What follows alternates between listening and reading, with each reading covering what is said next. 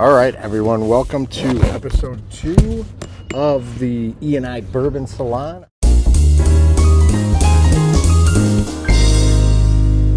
I am Kyle Zaruzak, here with my friend Nick. How you doing? It is a beautiful day here in Chicago, Illinois. And when it is a beautiful day, you just gotta go on the hunt for some bourbon. And we did. We went to a couple local liquor stores here on the northwest side. Here are a couple bottles. These aren't all the bottles that we bought. No, it's not. And I'm pretty sure my wife will kill me later. I got in trouble. Yeah. But here are a couple of bottles that we bought. I'm really excited to try all of these. But specifically, I've been hearing a lot about the Star Hill Farms, the new Maker's Mark release that's out. And what do you think? You excited to try that one? I'm excited. I see that you've had a little bit of it already. I did open it. Just a little bit. But we'll do a couple pours. Interesting enough, so we went to a couple different liquor stores. This was over the course of a few days. So obviously this has been open. Some of these have come in the mail, but kind of the results of recent hunts. And the Star Hill Farms, we saw at one liquor store today for $400, $3.99. So people are kind of going crazy for this bottle.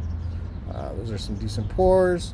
And what's interesting is it retails, and what I bought it for was retail, but it retails for $100. Got a little bit of prices. All right, E&I Bourbon Salon, episode 2. So what I was going to say is this is the first new release, new mash bill from Maker's Mark in the last 70 years. Okay. And what's interesting is it has no corn. It's all wheat and barley. It's actually a mix of two mash bills. One's 100% malted red winter wheat, and the other one is a mash bill of wheat and malted barley. And they say it's 7 to 8 years old. There's not an exact age statement. This is bottled at 114 proof. And people are like, I mean, I've seen some whiskey reviewers say that this is on their list as a competitor for Bourbon of the Year. That is good. That is good. It's good. Here's what I'll say about it. And it's funny, it makes me think of a bottle immediately that all of my friends don't like, but I really like, which is the Cream of Kentucky. I knew you were going to say Cream of Kentucky. And here's what I think. Here's my review, because I've had a few pours of this now. And I think that it lacks sweetness, obviously, because it doesn't have the corn. But more so, like, drinks very young. Like, the viscosity's there, but, like, it smells like bready. Like, it smells like very grain forward. I can give you that. I would say I feel you're coming from with that. I would definitely say really, like, just you immediately taste oak. But it's not bad. Like me, I'm not a big fan of like super oaky taste. But this one, it hits pretty good. Now, if you told me I had to pay $400 for this, yeah, I would not pay $400 for this. I would be disappointed. I don't understand why the price has gone up so high. I mean, obviously a limited release, and it's limited. I haven't seen it very much as an option to buy. I was lucky enough to get a bottle, like I said, at retail, but I was kind of asking a couple liquor stores that I frequent if they had seen them, and everybody was like, no, but everybody's asking for them. And then one of them did have one for me. Again, I think this drinks with some fruit, like some red fruit, maybe some like raspberry. I can see that. But I get like a lot of like, again, sourdough. It's a very, for me, like a fermentation forward kind of a spirit, not a very barrel impacted. I got a little left. Like I said, it's good. I like it. I enjoyed it. Is it my cup of tea? No. It's not. I don't see myself personally picking this particular bottle up. If you could get it for retail, now that you've had it, you just come over here and drink it. Pretty much. I'll just drink yours. But, you know, it's one of those nice bottles because it's limited. It's a limited release. It's one of those kind of bottles I would buy if I can get a retail, just a half. Yeah. You know what I'm saying? Like sometimes it's really nice just to have the bottle. You know, just to have it. Just to be like, hey, I got this. Ha ha ha. And by the way, speaking of like retail, secondary pricing, shout out to Olde Drams. Yeah. If you guys drink bourbon, whiskey, get the app. You know, they have $4.99 a month. You can look up pricing, look up the retail price, MSRP. You can look at the secondary. You get so many different opinions about certain bottles, where you can find them. It's obviously worth it, personally, to me. It came in handy today. Yeah, that's the one thing, is I haven't upgraded to the Elite yet, and obviously I track my collection Commoner. on Olde Drams. But what I liked about it is it does have enhanced pricing for a secondary, so you can kind of see what the last, reported prices that a bottle sold at. Like, think of it like StockX for sneakers. Yeah. Like, here's the range, but here's what people are actually buying at. And I think that is very helpful, because it showed that actually the old Saint Nick, the very old Saint Nick that we'll get to as our last of the ones that we open here today, we actually got this for under MSRP. We did. So Do not tell the store. probably something that they're sitting on and they want to get rid of. So, all right, we'll move on to the Old Soul, and this was a Bruzel Select. So I was part of the last Bruzel drop. I was able to pick up 2 bottles, the Oak Bowery Batch 1, which we'll do a separate video on, and then the Old Soul Straight Bourbon Cask Strength. I was excited about this because I feel like he's been talking about Old Soul. Good. That was a good plug right there. That was a great plug. Good open. But he's been talking about the Old Souls for a while. I've had some other friends that really like the high rye Old Soul. So this was my first bottle. I'll save my review after you have it. But this was the Bruzel Select. This is an uncut, unfiltered, 121 proof. Like I said, this is their straight bourbon cask strength. And got this in the latest Bruzel drop. And I love Bruzel. So shout out to Bruzel. Immediate smell, you get like fruity, like dry fruit. That makes any sense? Oh yeah, of course.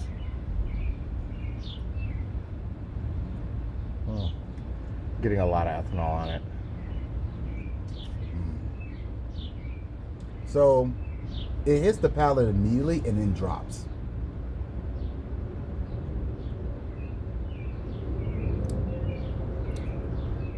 So I got this, like I said in his latest drop, I opened this with my brother on Memorial Day with the Oak Bowery as well. So this one's been open for a while. I think being open has helped it. I do feel like, so when we tasted a couple things that day, it was my least favorite. I still am not like getting... I almost get like a faint apple taste.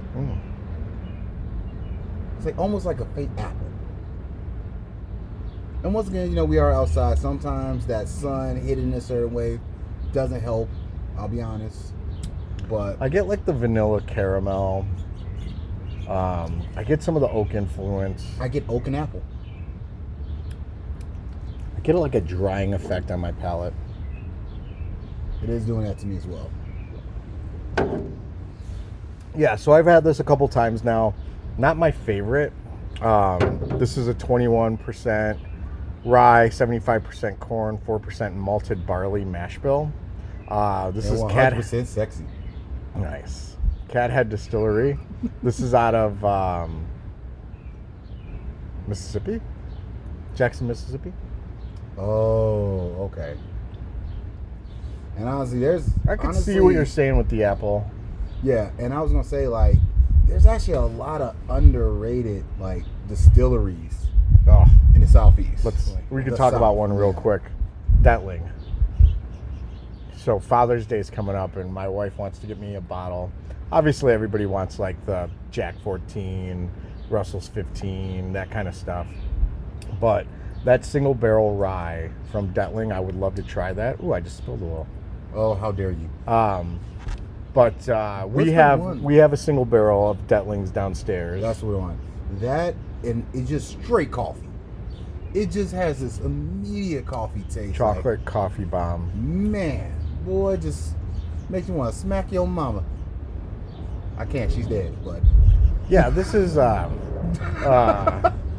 this definitely falls off my palate quick. Yeah. Kind of leaves a little drying effect. I don't get a lot of fruity notes. I do smell some like cherry on the palate. see, Or on the nose. I want to say I smell cherry, but then I taste. Like I said, I got the fruit smell initially, and then I got the taste, and then all I tasted was like this oak and apple. I definitely get a little oak. Yeah, so a good bottle, an interesting one. Glad to pick it up. Glad to support the Bruzel drops. I'm sure I'll get, a bottle every time he does a drop, which I think he's trying to average once a quarter right now. Okay. But love the channel and wanted to try an Old Soul. I like it. I hear the high rye is the way to go. So that might be the next thing that we pick up. Good job, Bruzel. I don't know much about the very old St. Nick other than Bardstown, Kentucky. Oh, wait. One other thing I wanted to mention. So a couple things from the first podcast, too. But so Old Soul did start by sourcing MGP, or I guess sourcing. It might not have been MGP. So they started by sourcing. I think this is a 2024 release. I think this is actually their distillate now. I think they've been able to switch over. Okay. I'm curious to see, but this does say, was it distilled in? Oh, this says distilled in Indiana. So this is still MGP. Yeah. So we talked about Penelope last time. Yeah.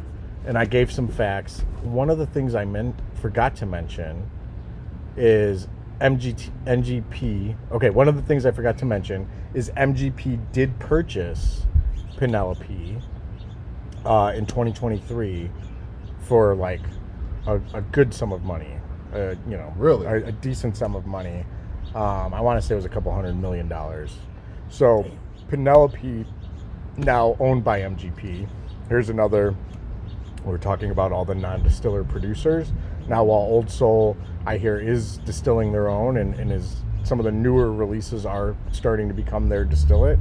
Obviously, another brand that has been able to source and create some great whiskey out of MGP, right? So. Yeah. Well, I think that was worth it, to be honest, because Penelope's a great brand. I love it. So that's a good purchase in my mind. All right. Do you want to open the last one here? We all saw in the first episode. We both struggled with those. I have issues. I have muscles for no reason. I will try. A wax seal should be. A wax seal should be good. It's like a pull tab almost. It's a pull tab. My hands are slippery. I'm black. I sweat a lot. Okay. It is hot out here. It is hot. Open this up. It is. My hot. hands are slippery. We should have probably not done this on camera, but I guess that doesn't go too horribly. No, we're bad. raw and unfiltered. You pour them up there. So Nick bought this bottle because it is his namesake. Yes. Now, you sure you want me to pour? Because we all know how Nick pours. Yeah, just a little pour. We both got stuff to do after this. No, we don't. You could pour that in half for me, but. Oh my God. Yeah, apparently I have a particular pour that he does not like. Just heavy-handed with the pours. I mean, I appreciate it. Sharing spirits. I'm sorry, I pour like a man. But anyway, All right, give us some stats on this bottle. It's closer to you. This was started what? So Old St. Nick Distillery was started back in 1986. Nice. So relatively, younger than most. Bardstown, Kentucky. Based in Bardstown, Kentucky. So they're known for like barrel select picks. They're known for just very hard to find rare bottles. So I mean, and we were able to pick this up. We were able to pick this on the shelf. We found it at Mario's. Wine and Spirits. Wine and Spirits, my bad. So that's on the northwest side of the city, off of Cumberland. Definitely a place that has some secondary pricing. Yeah, some, but it's not bad. It's But not we really bought a bad. couple bottles, and he gave us a He few gave bucks some off. discount, yeah. So Obviously, we're helping the store out too by promoting it. Oh, not bad. I like that. That's Not nice. bad. I actually It like tastes this. like it's finished. Is this finished in something? I don't think it is. There's a sweetness there. Well, you There definitely is know a it's rye sweetness because you get there. that spiciness. It is a rye, but there's like a great finish on that. A State Reserve. I get a real heavy taste of cherry.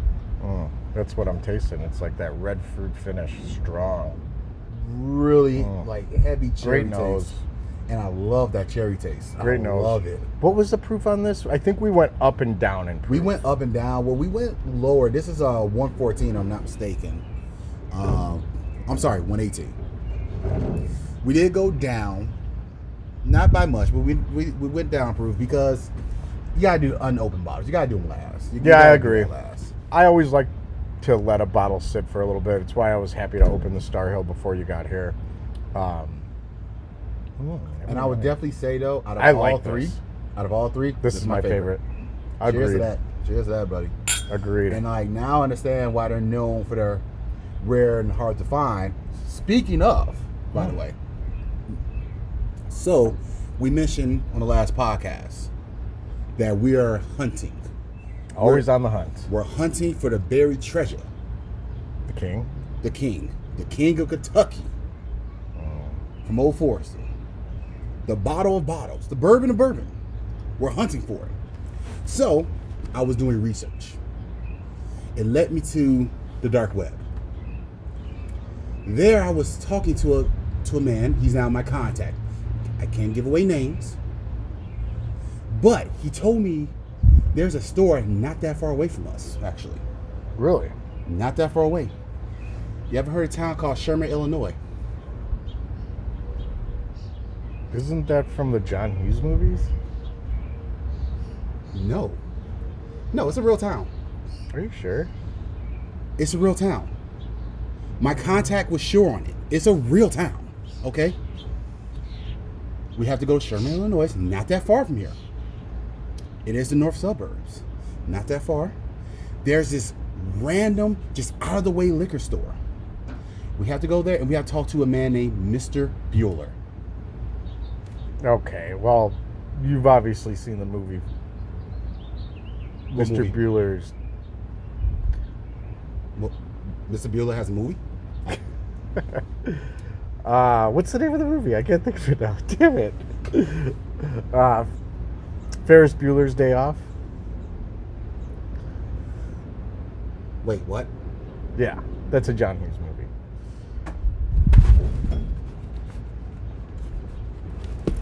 No. Nope. I'm telling you, man, my guy was right. He was right. I'm telling you. And at Ferris Bueller's Day Off, based in Sherman, Illinois. Damn it, Javier. Well, if you find the Sausage King of Chicago, maybe he can help.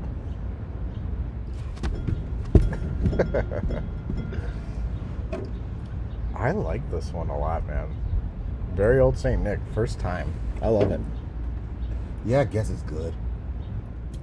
No closer to the King of Kentucky, but got a couple good bottles in front of us.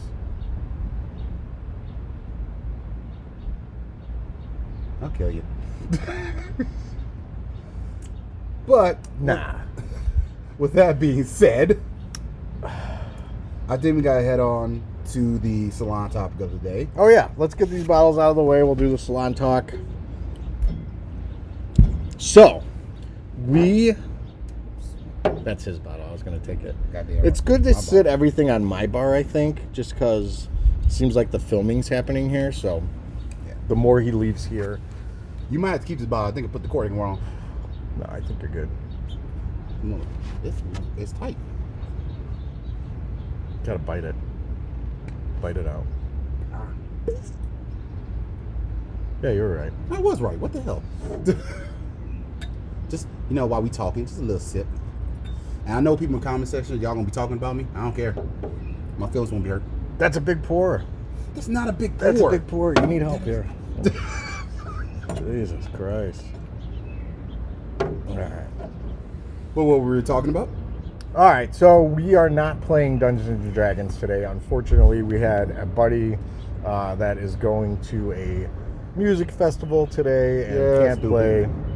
And if you know D&D, you know that one player dropping out of the group ruins the party for everybody.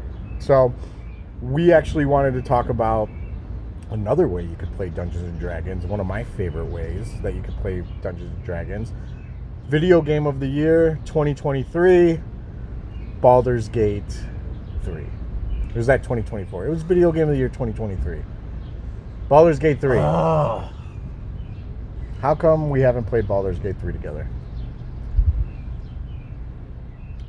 Okay, I play D&D and I know that's turn-based, but I don't know why I like turn-based tabletop games, but when it comes to video games, I cannot stand turn-based. Why? I don't know, dude. I'm ready to kill. My character's there. Like, I got someone in my sight. I'm ready to attack. But I have to wait for 4 more people before my guy can go. And this is an interesting thing I think you brought up, and maybe would make the game better or easier, more approachable for people in that same mindset. You didn't like having to control the other characters. I did not like. You cared about your character, my guy only, and like it was almost a burden to like have to level up, weapon up. I gotta get all the gear. I gotta worry about how they attack. You know, oh, this person. Look here, I am a barbarian. Okay, my guy goes. He hits people with an axe. Yeah. That's it. I wonder if there's a way like ChatGPT, like I was using ChatGPT while I was playing Baldur's Gate 3 to like help with like character build outs and like best weaponry and, you know, like optimal approach to like certain, you know, parts of the game. And I wonder if like you could just like almost automate it, you know, like with that and just like kind of dumb it down. But even that seems like a level of effort that you might not want to go through. It's just too much. Like, look here, man. I don't want to have to worry about a sorcerer and using fireball and all this stuff. And it's just, to me, it's overwhelming. I want to play with my character, and I do not feel like having to wait 4 turns before I can just stab them. Well, and like, it's funny because there's some battles, like you go through the goblin camp and, you know, obviously, spoiler alert, whatever. I mean, if you play, it's been out for years now, so... or at least a year and a half, you'll get like 20 bad guys that you gotta like, they gotta like roll through, and it happens pretty quickly, but definitely, you know, if you play with people that take a while to make choices, or like, you know, you're not sure exactly what to do, it can take some time. I don't have that level of patience. One of the best stories, though, I mean, what are your thoughts on like did you ever play the Fallout games? I did play Fallout 3. I was a fan of Fallout 3. And that because like you affect the narrative with the decisions that you make, right? And Baldur's Gate is the best representation of that for the new age video game, where like the things you do in level 1 or act 1 affect how the finality of the game comes out, right? And that is great. I love it. I think the story is great. I think all that's great. I cannot stand turn-based. Having to sit there. Look here, I can barely stomach Final Fantasy, the original ones. Oof. Final Fantasy 7. And My only favorites. reason I was even able to play Final Fantasy 7, 8, 9, 10, because that's where I stopped, was because great storylines. They were touching, they were moving, they made me feel. I love the storylines. Only reason was because of storylines I could stomach those games. Yeah. But now I am older. Back then I was younger, I was a little kid, I didn't care. I am older now, and I am impatient. That's fair. I could understand that. You know, it's interesting.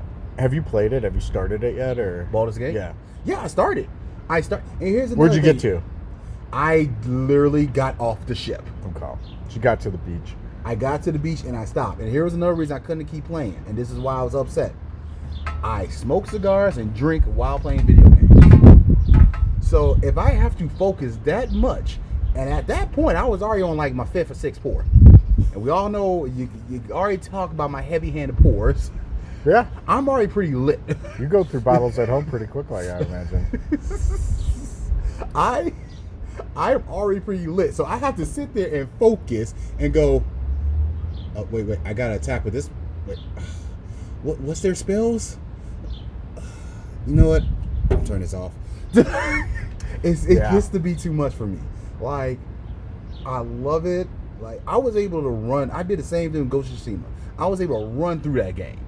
It was fun. I was able to be lit. I didn't have to focus too much. I was just able to stab people with swords and kill a whole bunch of Mongolians. A good game. I see it, and I found that game. I didn't finish it, and I know we've talked about this a couple times, the disappointment there. But I found that game like Far Cry, where like I outdid all the side quests, and I got bored. I didn't, man. Ghost of Tsushima never was boring. Yes, was it a little repetitive? 100% agree. But it was a good repetitive. It made you like, I'm sorry, I felt like a badass after a while. Like to go through every like castle and just at one point it's like some I'll do a stealth style, the other one I'll just walk up to the gate and go, let's go. And I'll do the standoffs and just go crazy. Very cool game. I will say RPGs are making a comeback. You should play Baldur's Gate. I would also say there's another turn-based game that's getting a lot of attention that I'm interested in playing, so maybe something we'll do a review on or talk on later, but Expedition 33, I've heard of it, yes. And it's interesting because they have incorporated turn-based, but they have a counter system to keep you engaged. It sounds like during the turn-based, he's moving around the bottle like the sun's going to melt it, but it's going to be fine, don't worry. Yeah. Whiskey's designed to be hot. All right, so that is the Salon Talk. You should play Baldur's Gate. I'll give it one more try. But this is why we talk about these things. So, obviously, people in the comments section, I want to hear y'all thoughts. Yeah, what do you think of Baldur's Gate? Have you played it? Have you guys played Baldur's Gate 3? Do you like turn-based video games? And did you get as frustrated as I did? I want to hear from you people. So let me know, and let's all tell Kyle he's wrong. You people. Are we going there? We're going there. All right. This is fun. So we're going to combine two segments, and this is going to be final for the day. All right. So we did a bottle kill segment on our first episode. We killed a bottle of Old Forester birthday bourbon. I think, what was it, the 2023? Yeah. Old Forester birthday bourbon. I have another bottle I want to kill, and we're going to continue to do that. But we also are going to introduce another kind of like thing that we want to talk about, which is infinity bottles. Yes. And I have an infinity bottle that is bad. It's not good. I've been sitting on this for a while. It's mostly at this point Old Forester, a combination of the 20 and the Statesman, maybe a couple other things that I've had from them. I haven't really put more than Brown Foreman into this. It drinks very astringent, very dry. So I wanted to put something that I wanted to finish and that is also finished, because I thought maybe it would add some sweetness to the infinity bottle. So we love the barrels. I think Nick and I both seagrass love the seagrass. That's the apricot taste. I love it. It's fantastic. So I think we're going to kill this bottle. We're going to do a little pour, and then we're going to put this into the infinity. And then on the next episode, because we'll let it marinate. Yeah. And then on the next episode, we'll see if it's made it a little different. Any better. Any better. So we'll do a little pour. I'll do a fatter pour for you. I'm about to say that old man shake when you pour it. It's my alcoholism. That's sad, but funny. Get help. All right, gethelp.com. All right, so let's throw the rest of this in here. I'll do it on camera. Oh, yeah.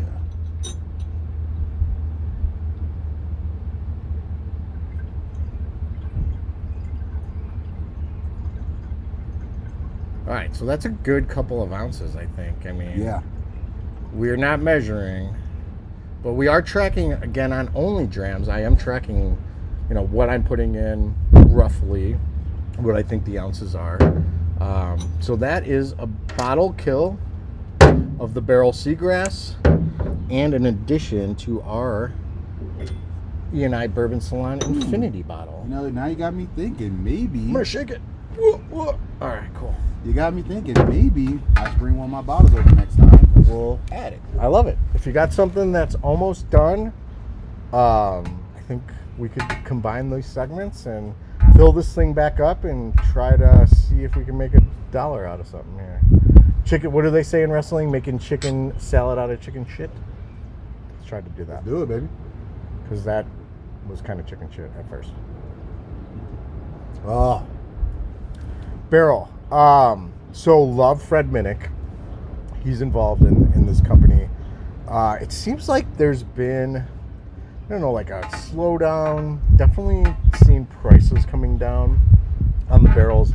Love the seagrass. We talked about that. Love the orange label okay. barrels. I have a couple of their extra aged ones that we got from whiskey tastings that we've done in the past, where I was able to buy a bottle afterwards. Okay. So we've got a couple of those downstairs as well, but really love everything that they do. Love Fred Minnick. Read his book, one of his books. You read? On Audible. I listen. And that's kind of like what helped me like really get into the history of bourbon. But yeah, barrels are great. You see them all over the place. Barrel is a very good brand. A lot of different finishes. Seagrass, obviously, as we said, is our favorite. But yeah, they do a lot of different finished bourbons. It's a really good brand. That does have like a real apricot finish taste to it. And it's great. Nice. I mean, and for like a higher proof, it's like 117, 116, 118, 22, 118.22. And are you only putting bourbon in there, or are you? Well, that's not a bourbon, right? What? Oh no, it's not. Yeah, So. it's less than 51%. Yeah. Well, no, I think it's also because it's finished. Is it a bourbon if it's finished? I thought bourbons were finished. You can actually finish a bourbon. Does But- it become a whiskey? I don't know. Let's ask ChatGPT. Let's do I it was gonna live. say the fans We'll can do it let us live. know too. We'll do it live. We're doing it live. Is a whiskey still bourbon when it's finished? Shout out ChatGPT. Yeah, I keep a premium subscription. Helps with my day job. No, technically, once a bourbon is finished, it can no longer be labeled a bourbon. Oh well, I'm an idiot. I'm sorry. I thought that. I didn't know. But I think it's like only new aged oak, 2 years, blah, blah, blah. Oh yeah, 'cause 51% corn. And It has to be used barrel only entry new proof barrels. and- It has to be unused barrels. That's what makes it a bourbon. If it's unused. Yeah. So yeah, okay. Well, that's the thing though. So you're putting all kinds. Okay, cool. Yeah, Bet. let's get this thing tasting. I good. got an idea. We're blenders. We're master blenders now. This is it. We'll sell this That's shit. the goal. I think I got something. That's All gonna right. help it. I like it. The Pingree. Nope, I'm not telling you. Not telling you. The one bottle that Nick has at his house that I really like. I mean, I don't know what your collection is right now. You've got like a couple of great bottles of Blanton's Gold, so I shouldn't say the one bottle. But we were at a bourbon tasting at Bub City, and you bought that Pingree store pick. Yeah. And that, like, when I go to your house, that's been one of my favorite pours that you have. And I drink that every time, I think. So, all right. I don't know if I still have that, but Is that an episode? I think that's an episode. All right. I'm glad you guys were able to share this with us, obviously, all the time. And Let us know what you think about the bottles. yeah, Let us know what you think about Baldur's Give Gate us your 3. opinion. Tell Kyle he's wrong about turn-based video games, and yeah. Our whiskey hunting that we're going to try to work into this, it wasn't that good. We're going to work on that. But It was fun. It was fun to do it. I'm not saying someone was kind of dry when they were, going through the store. I was scared. I see. We got to get you a couple sips now. We get a couple how relaxed sips. you are. Yeah, I'm more relaxed. My wife said I was really stiff in the first video. All right. Well, this has been a podcast. Like, subscribe. E&I Bourbon Salon. Thank you guys. Yep. Get us on Twitter. And I can't see how to...